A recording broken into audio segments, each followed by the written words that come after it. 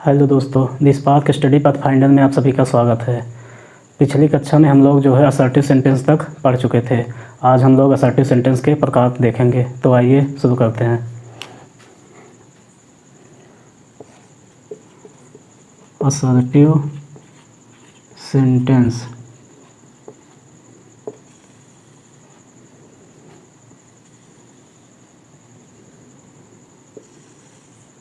इसमें पहला जो है वह है अफर्मेटिव सेंटेंस।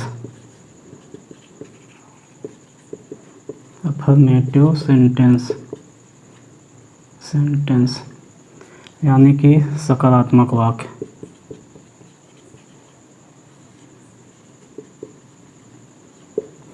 दूसरा जो है नेगेटिव सेंटेंस। इसका मतलब होगा नकारात्मक वाक्य।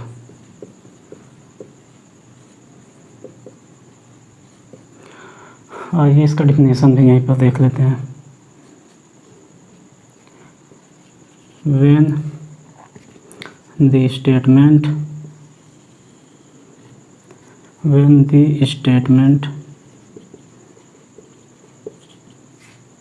is positive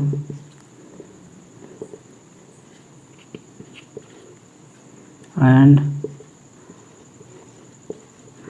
affirms something, it is called affirmative sentence।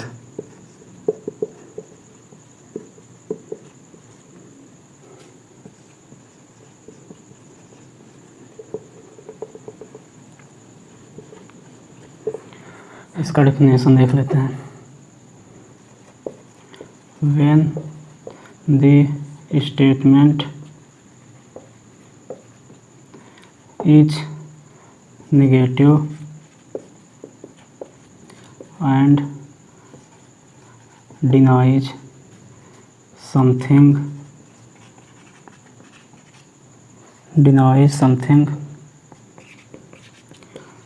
it is called negative sentence.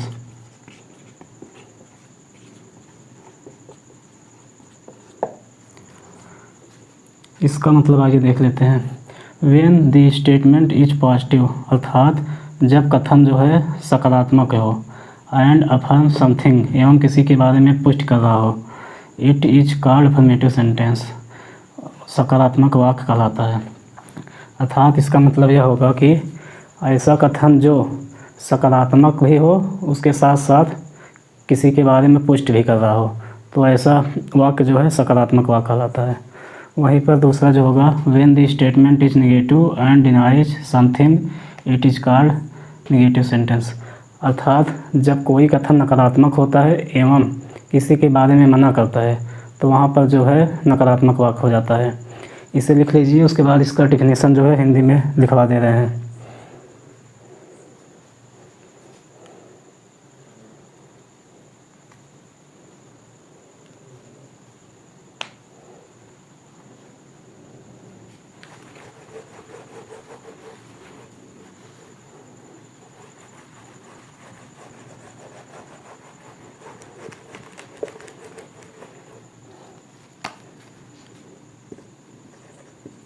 जब कोई कथन सकारात्मक होता है एवं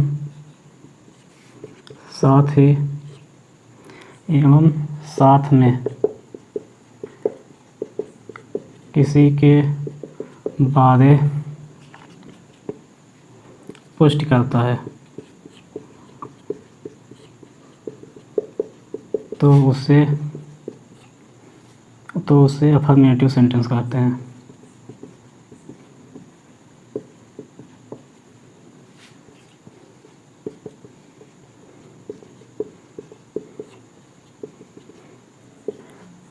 इसका भी देख लेते हैं। जब कोई कथन नकारात्मक हो एवं साथ में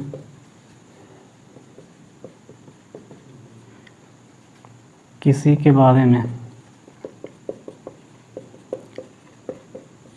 मना करता हो तो उसे नेगेटिव सेंटेंस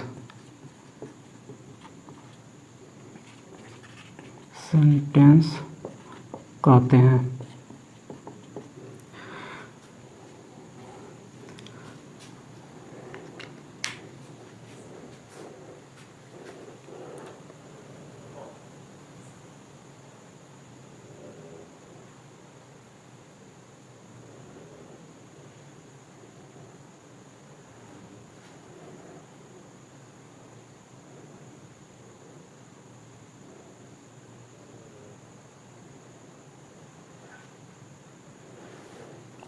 और ये इसका एग्जाम्पल देख लेते हैं।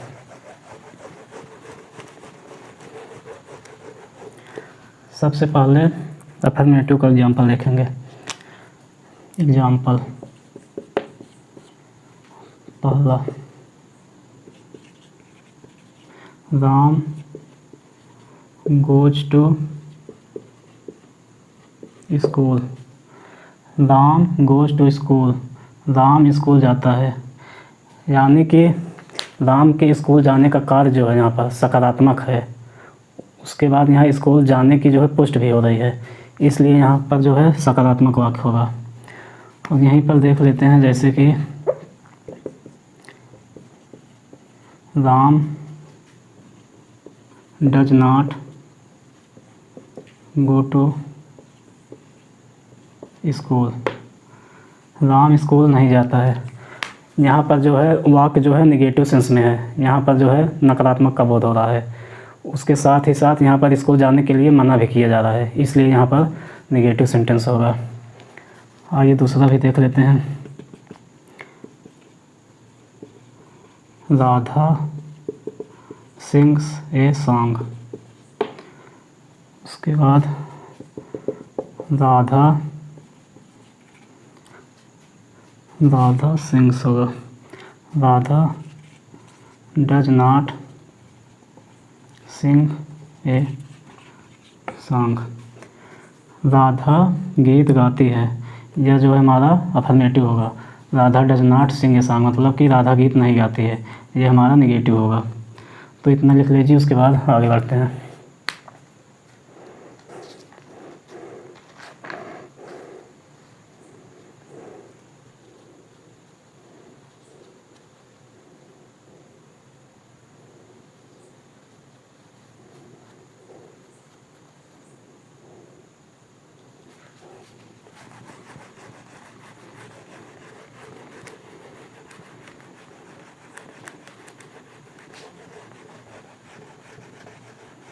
अब हम देखेंगे दूसरा इंटरोगेटिव सेंटेंस। पहला जो था हमारा असर्टिव सेंटेंस था, वह समाप्त हो गया।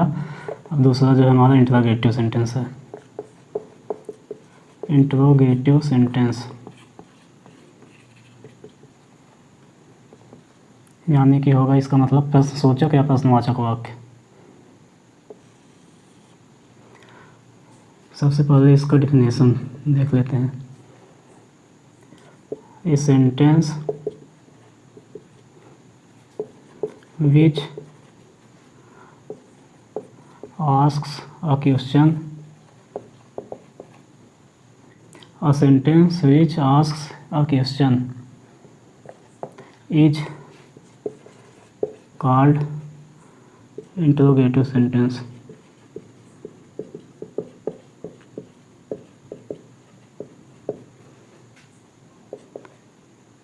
It starts with a capital letter and ends a question mark.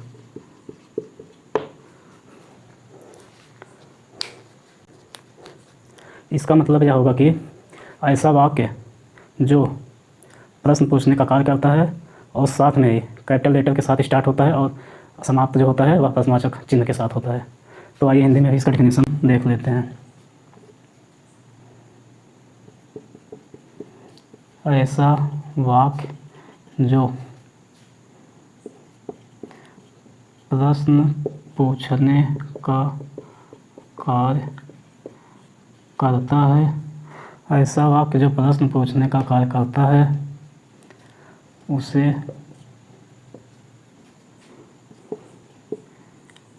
Interrogative sentence कहते हैं।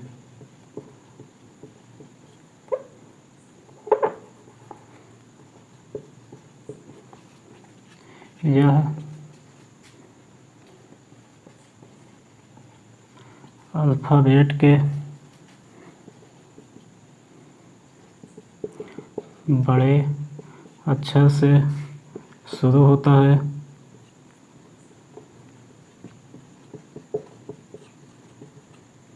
एवं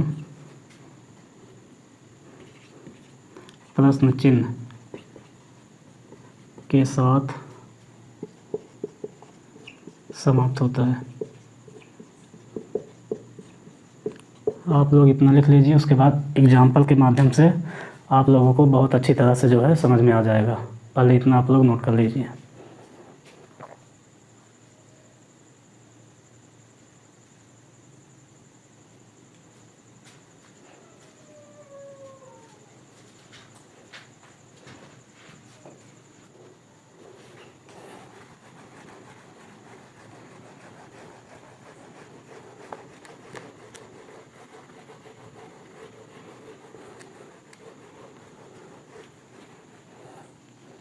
और ये सबसे पहले इसके टाइप्स देख लेते हैं, उसके बाद एग्जाम्पल को देखेंगे।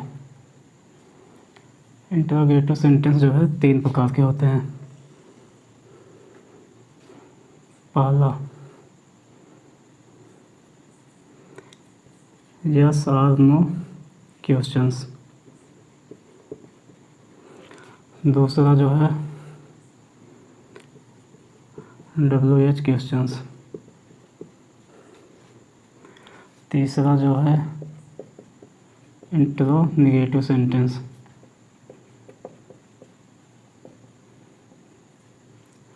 इंटरोगेटिव।